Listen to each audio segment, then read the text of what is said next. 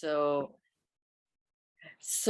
I have today Gary Laney, who is joining us and wants to talk about a few things, what he does, and also his upcoming or his newly published book. So you are, what would be your title, like coach and writer, or both, or? I'm more of an entrepreneur than I am a coach. I've done coaching my whole life. I've trained, a few thousand people in my life. Actually, more than that if you talk about when I was speaking professionally. But I think of myself as an entrepreneur first.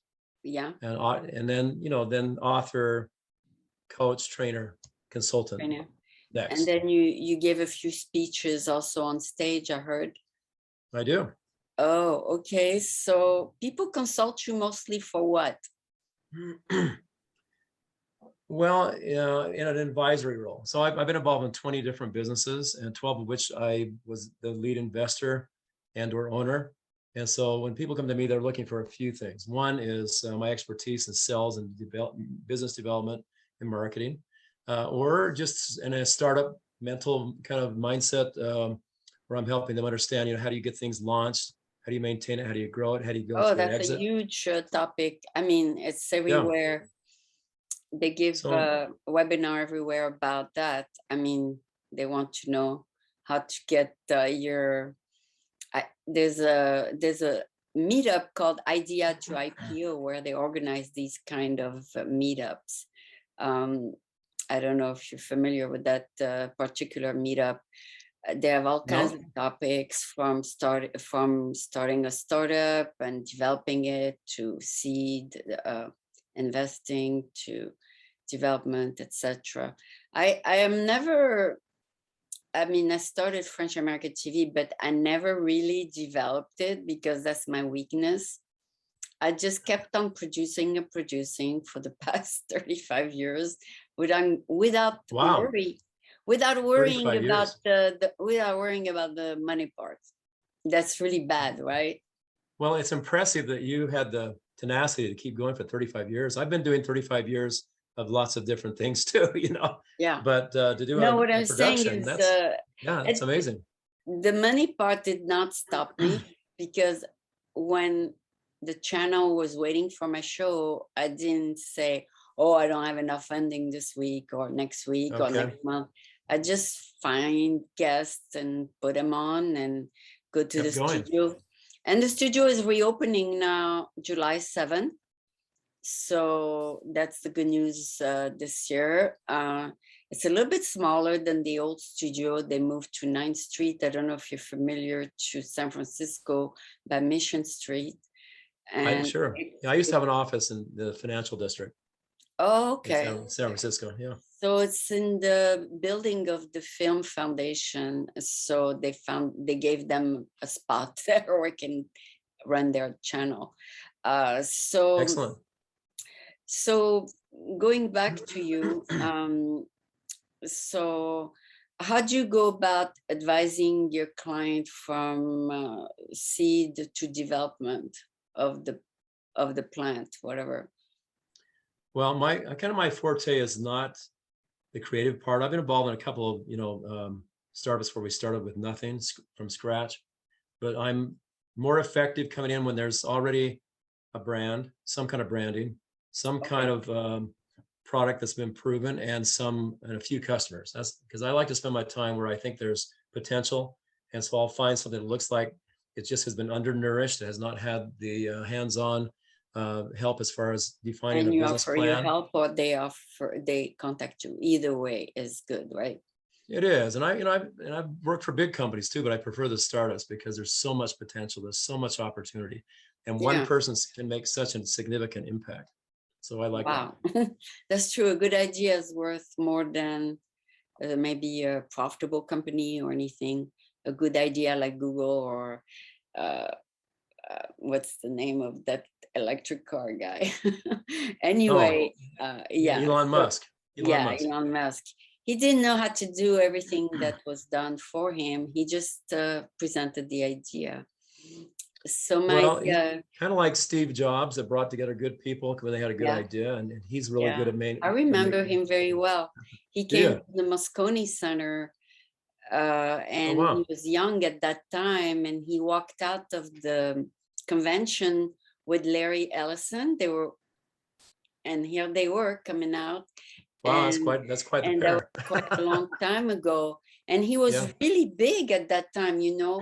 He was Oh, healthy Steve and big. Jobs was? Oh, Yeah, he was big. oh. And then, you know, at the end of his life, he became really, he shrunk kind of thing, you know. Um, but he used to be a healthy, beautiful young man. I mean, he had 4 kids, beautiful wife. He has everything going for him. But I heard that he was a workaholic, that maybe that was too much for him and his teams. Well, I think that's true. I have a friend that worked at Apple for 17 years, and Steve Jobs was the kind of person that he was he was really great about developing the right kind of team. He was not very social, from what I understand. Yeah, So work, he work. could walk down the hallway with hundreds of people and not look at a single person. Well, Very, very, at me, focused. so I should, he looked at me right in the eyes, so I should Oh, take he credit did. for that. Yeah. Yes, you should. Because this person I'm telling you about said in those 17 years, he never had the opportunity to Really? engage with him. Yeah. Avoided contact with people? Okay. I don't know that I think he was just so focused on where he wanted to go, how to get there. He didn't want to get distracted. Uh, That was the impression. He just, yeah, like you said, he was a workaholic. Yeah. yeah, yeah. He's a success on many different field, like uh, family and work and success. He made it. I mean, even though he didn't live that long, he made it really big. Yeah, Yes. he's very impressive. And Elon Musk, I think, has some of those same traits. I think he's a little more outgoing as far as his relationships with Yeah, people. But he's a little bit more. He yeah. had like 3 wives, so 3. He's on Oh, his he has? fourth. He has. He's on his fourth now. Oh, I didn't know that. Okay. Yeah, he's on his fourth with the 23-year-old starlet. Whoa. Okay. So Well, I I'm on guess. my first still after 42 years. I'm on my first. So, Oh, really? yep. Did you meet him in person? No, I mean my current wife. I'm talking about my relationship. Oh, you still with your wife? I'm just making a joke here. I'm on my first, right? First is the fourth. That mean you're not a billionaire yet. You cannot flip wives. Yeah, But I'll doubt it. I'm sure you Not love. worried about it. Well, Yeah. Steve Jobs stayed with the same wife though, even though he was very rich. Well, that's good. I'm glad to hear that. Happy to hear that. Yeah, so it's not the money, it's something else. Something that's driving people. You bet.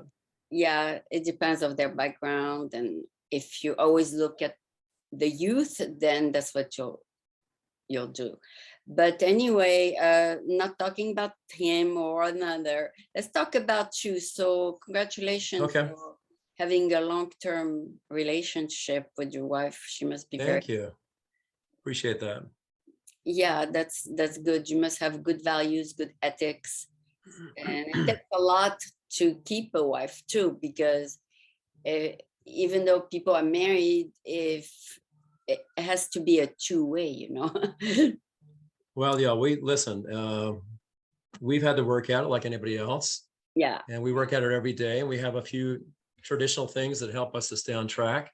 yeah. Do And you have so something it's in common? Like, is she a coach? no. I mean, she's been involved in this entrepreneurial run that I've been on. She was an editor of one of the first online, um, Publishing? what do you call it? Fashion blogs. It was a fashion Oh, blog. for fun. And back in 2005, when that was just becoming popular, she did a great job, and we had a lot of good clients. I helped her on the marketing side, but she's a very smart person that reads a lot, that is in tune with the world a lot better than I am most of the time. And so she's been very active as the mom in our family, and Yeah. so she nobody knows how to really multitask, but if anybody could do it, she could do it, I think. So, Okay. yeah. So is she the one who inspired you to write the book because she's a good strategist? She's also a good writer. I mean, so yes, I'll tell you how I if you want to know a little bit of the story. So in 2019, I decided to sell a business I had. Okay. And COVID was around the corner. And so by the time COVID got here, my business had been sold. And so it's 2020, and I just didn't know what I was going to be doing. So I thought, well, I'm going to start another company. I've done this 12 times. I can do it again. And of course, it got worse and worse. We all thought it was going to be done by April, May, June. We thought it'd be gone. Didn't happen. So in the summertime, I saw my wife and I have 4 daughters, and one of my oldest daughters was getting ready to do a writing project, and a granddaughter that was 18 at the time who had just finished a book and published it. And Wow. I said, wow, maybe I'll follow their lead and just for fun, just see what happens. I thought I would just start writing and see what happened. Had no real plan at the time. And so you And wrote, and it came out to be, the title says here, Power, Strategic Influence. Okay, got it. I'll show you a little. Yeah, There's the a copy power right of there. strategic influence. So you are an So, influencer? I'm a strategic influencer. You know, I'm not going to be I don't have millions of followers like some people Okay, do. okay. So Um, that's not the kind of influencer you but are. I'm a business influencer, which is different. So in my book, I distinguish between what do we call a social media influencer Yeah. and a strategic influencer, which basically means you know how to surround yourself with the right kind of people that are fitted to your plan and you theirs. So you have a tight circle. So you know, if you have millions of followers, even those people, they're going to be a handful of people in their lives they really rely on. They don't really engage with all those people, right? They Oh don't. There's no, no they way. don't. The followers follow what they wear, follow what they put on Yeah. makeup. Yeah, the followers is like watching TV. You get to know an actor and you feel like you know them because you see them every day on TV. They don't know you, You and they try might have a to wear very what different they wear. private life. Yeah, you buy the same kind of clothes they're wearing, right? Exactly. Maybe, yeah.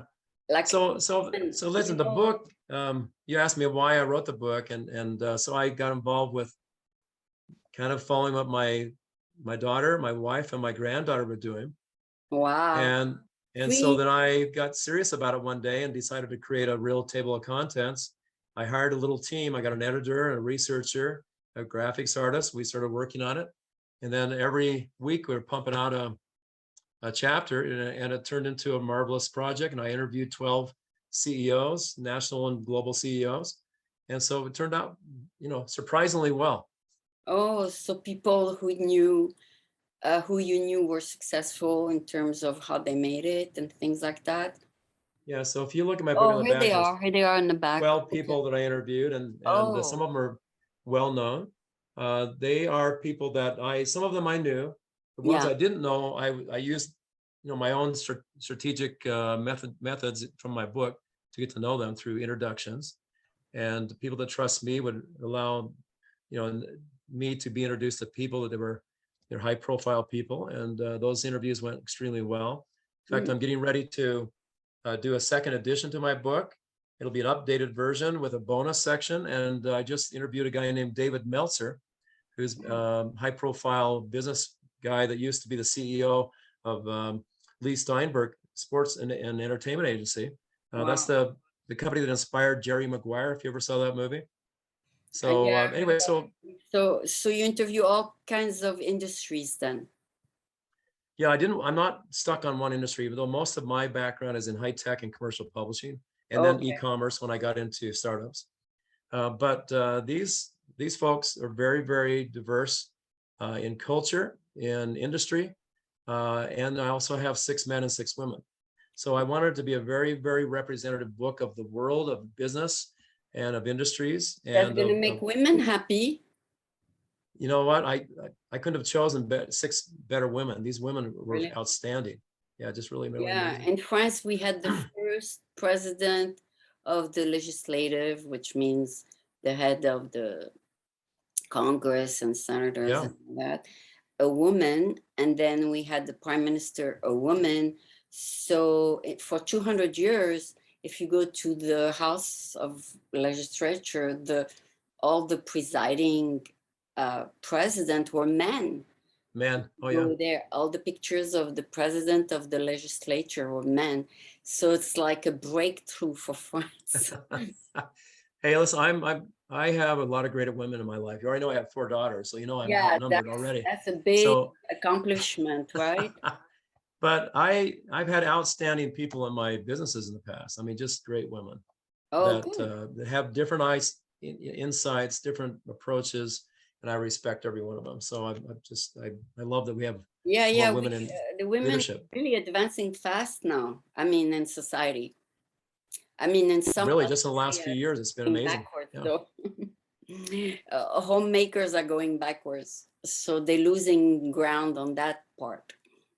Yeah, the only thing we all have to be careful about is the family. You know, the family Yeah, needs the children. Children problem. need examples and role models. They need people at home. And if we're Yeah. all working and nobody's there, and we have nannies that are taking care of them all, I think it's Well, gonna be the a woman who's negative. president So now, she has 5 kids, and she brought her 5 kids to the the White legislature House. today. Oh And yeah, she oh yeah, yeah. announced it. I said, Nancy Pelosi. I said, how can she do it with 5 kids? And she became president. I couldn't believe it. No, I think it's really great, like you said, that we have Maybe she has a leadership evolving very and women. supportive husband. He was there too. But Good, that's good, good. very rare. I have to say I admire all she has done with 5 kids. It's like juggling 2 things. Well, it's a full-time job right there. One is a full-time job, but the other one is also a triple-time job. Two full-time jobs, exactly. Yeah, so it's Yeah. very hard. But anyway, we're coming a long way in France. I know in America, we already have a vice president who's a woman, which is good. So America was way ahead of France on that ground. So you must be French, because we have not really had this conversation yet. Did you grow up in France? My family's in France, yeah, and then I came to America. But I watch the French news every day because I cannot detach myself from it. Well, I'm glad you do that. That's great. It's like if I don't watch it, it's like a drug, like you addicted to watch what's going on. And I like watching the news. I don't like watching, movies and all that. I know those are good and everything, but I like watching what's happening there, and it keeps me on my toes to see what's happening in both countries and all that. Well, it's a different. I mean, the world is made up of different cultures, and if you hide yourself in one culture and don't expose yourself to others, you miss a lot. I lived in Spain when I was younger, and it was such a marvelous experience for me. I stopped speaking English for 18 months. I stopped speaking English. What's that? Your parents were English speaking. Yes. So I grew up in the United States until I was 19, and then I lived in Europe for a few years, and then came back. So I kind of took a break to go explore myself, be a service missionary, and help other people. And it was hard to stop everything, but I felt like I needed to do that in my life. And it's affected every aspect of my life. Someone to do Spanish American show if you want to do it. Really? Well, I don't speak Spanish every day like I used to. I'm still fairly fluent.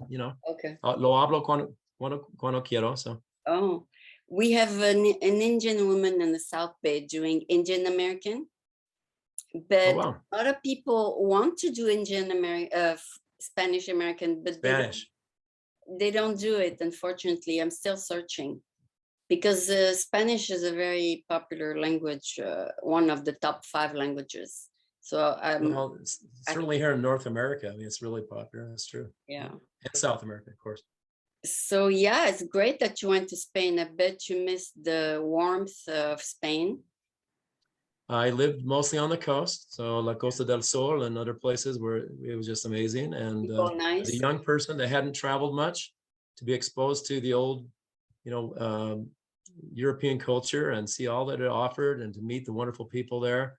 Yeah. I've been back many times since then, and I love it. I could live there. Europe. Yeah, I love the French Riviera too. All the French go down south to the Mediterranean Sea in the summer.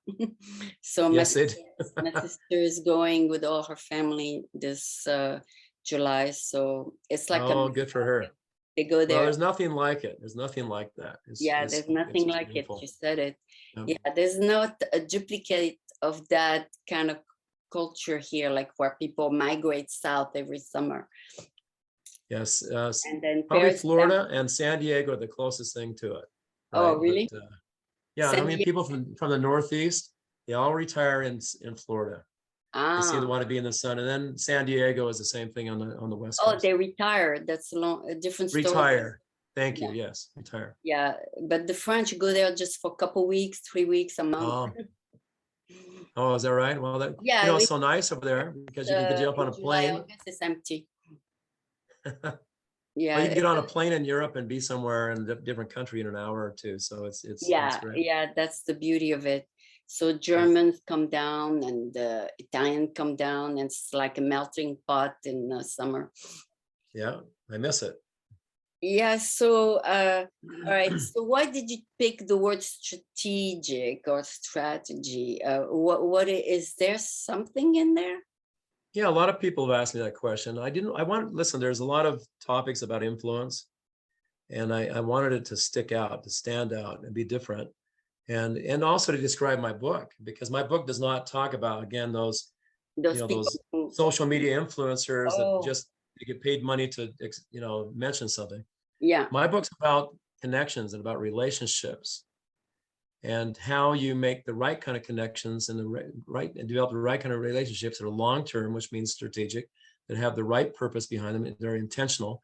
And so that you can have the opportunity to develop the kind of sphere of influence that'll matter to you in your life and your business and Oh, the other people long around you. term. Yeah, long The term. long term, that, I mean, think of the word strategic. What does that mean? So that's what my book is about. It's a process of 10 steps It that doesn't teach you happen how to in do one it. day. Yeah, it doesn't happen in one day. I know. I mean, No. I have like what 15,000 over 15,000 connections, but I don't know most of them. Because some of them, of Yeah. course, I interviewed them, but most of them I didn't. There's no way I can interview 15,000 people. But what I'm saying is that connections, whether it's on Facebook, I used to have 5,000 friends on Facebook, but they were really connections. They were not really real friends. Okay. Well, Yeah. I think that's the misconception, is that if you have a lot of followers, that you have all this influence, and you can to a certain degree. But Yeah. how do the ones that you really connect with, that you engage with, Yeah. that they all talk about engagement. What is your engagement like? And I think that's really the critical piece.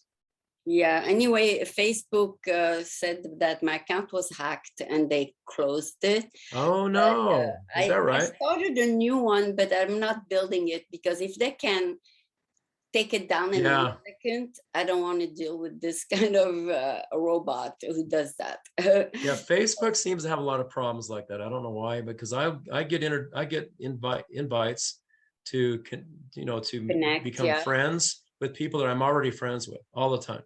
Oh, And I'll go to the page, and they've borrowed some of their pictures. oh There's my a couple of God. things on it, and they only have 10 friends. I said, that's not the person I connected with. So Well, I think you have to be it's a careful. problem. It's a big problem because 2 years ago, when Facebook was under scrutiny, their robot closed 26 million accounts in 1 second. Goodness, you're kidding.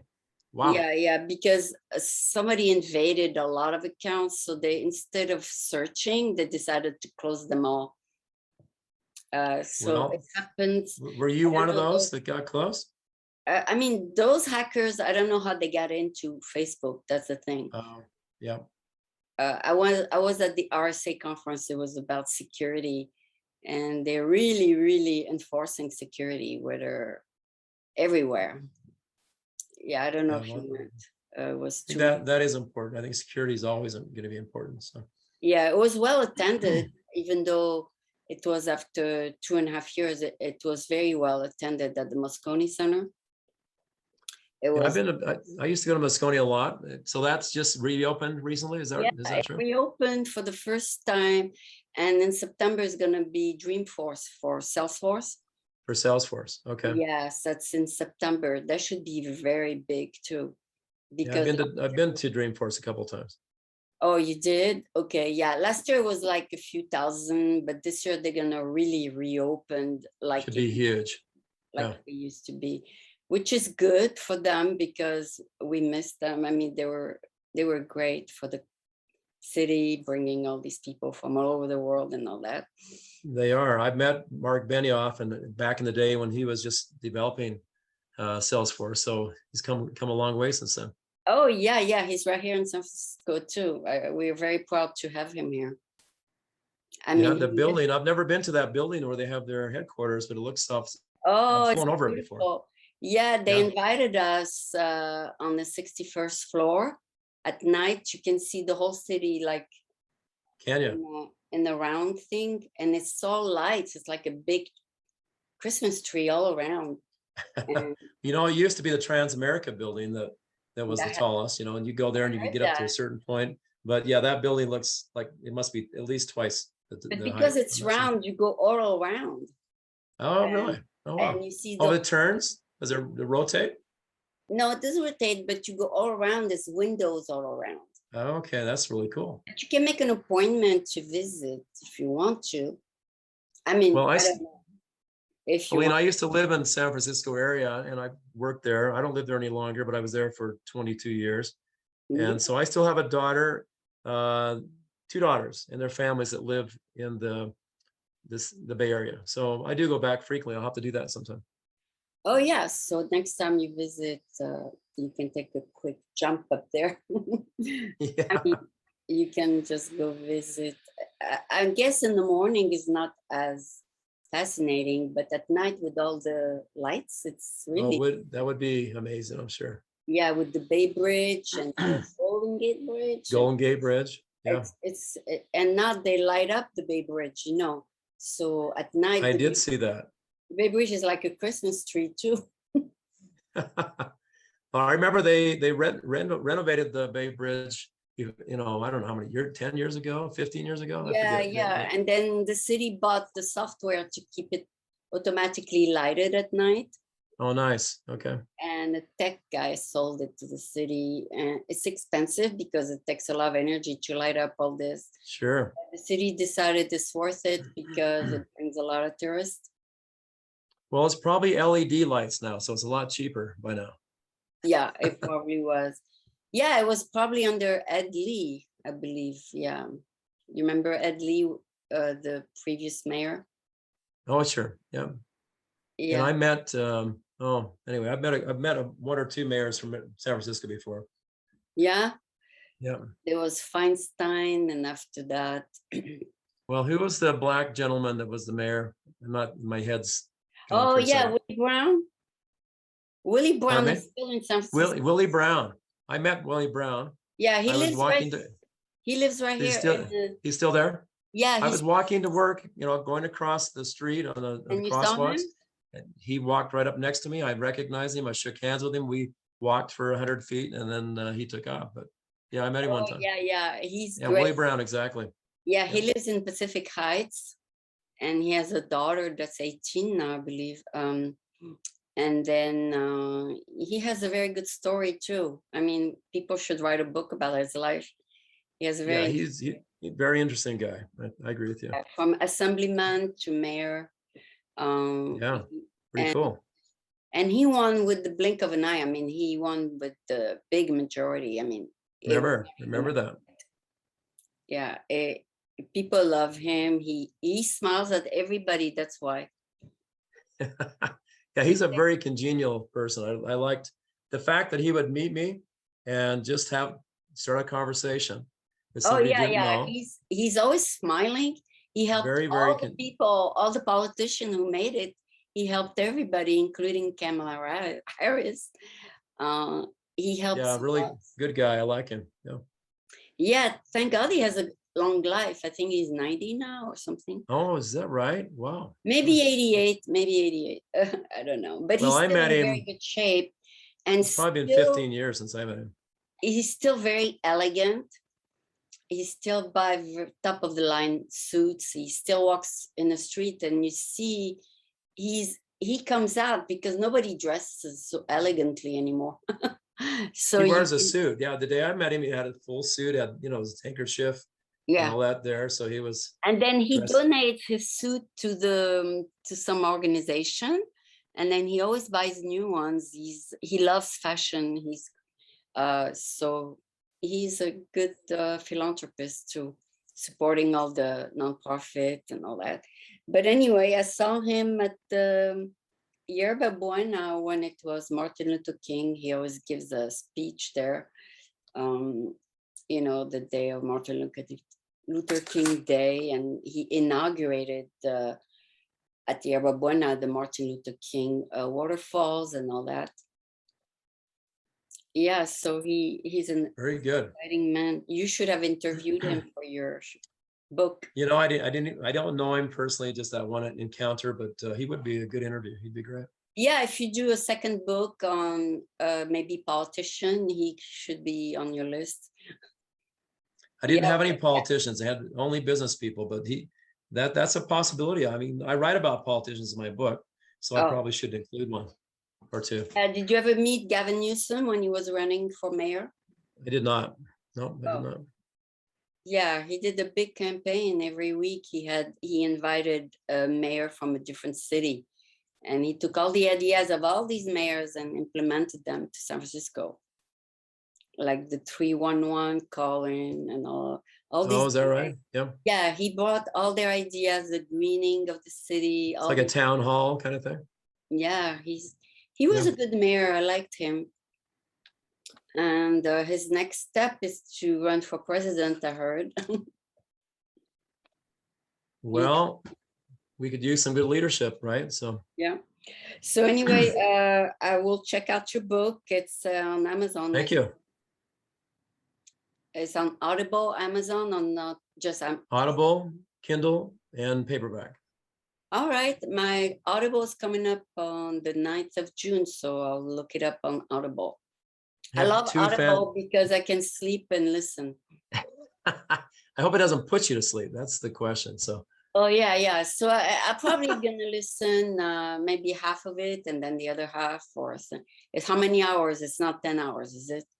Oh, it's probably more. So I mean, it's almost 300 pages, so it's not a small book. And the Oh, interviews are about 5 to 7 pages each. so you actually And do the interview? so I have my chapter where I teach something, and then I have an interview from an executive, CEO that had something in the conversation that related to the chapter. And so they're kind of lined up that way. Okay, so each one you presented yourself what was said in the interview? Well, so I wrote the book, almost 200 pages, and then I decided to have these interviews, and in the process trying to figure out, how do I weave them into the book? Yeah. And so I had questions that would bring out information, and kind of magically the content and the things that we talked about. One night I was able to lay it all out, and everybody kind of fit into the right area, and everything fell into place. so they're kind of, yes, exactly. So in the Go interview, ahead. we don't actually hear the voice of the person, right? We hear you. No, I didn't do that. Actually, you don't hear me either. I hired 2 professional voiceover actors. Oh, And because I wanted it to come off. I didn't want to get distracted by my hoes and hums. oh, I And see. so it's amazing to me to listen to these voiceover actors that do it every single day. So the man that I hired did all my chapters because I wanted someone to represent me. And then he also did the chapters of the men that I interviewed. And then I hired a woman to be the voiceover for the women I interviewed. And you cannot believe it, Aline, how they could go and not miss a beat for pages and pages, no hesitations. So we didn't have a lot of cleanup. It was quite amazing that when it was all over, it took us a few hours to. It was outstanding how good they did. Yeah, I know. I think you'll like the voices. They're good voices. I think the longest book I've seen is Dr. Guntry, has like 14 hours. I mean, a lot of writers have very long books, yeah. Well, without my interviews, it would probably be about 10. But then you add the interviews, it's probably another 4. So it's maybe 13, 14 hours. Yeah. Yes. Yeah. Okay. Okay. So that will keep me busy for a month. Keep you busy. that will, I'll give you some feedback if you want. Oh, I Um, would love that. I would do. I you would love would? to have your Okay. feedback. So Yes, remind us the name of the book real quick. sure. It's called The Power of Strategic Influence, 10 Success Factors of Highly Influential Leaders. And Cool. those leaders that I talk about are in the book. Oh yeah. So I get the idea, building relationship and then brings some power into the strategy of building up your life kind of thing. Yeah.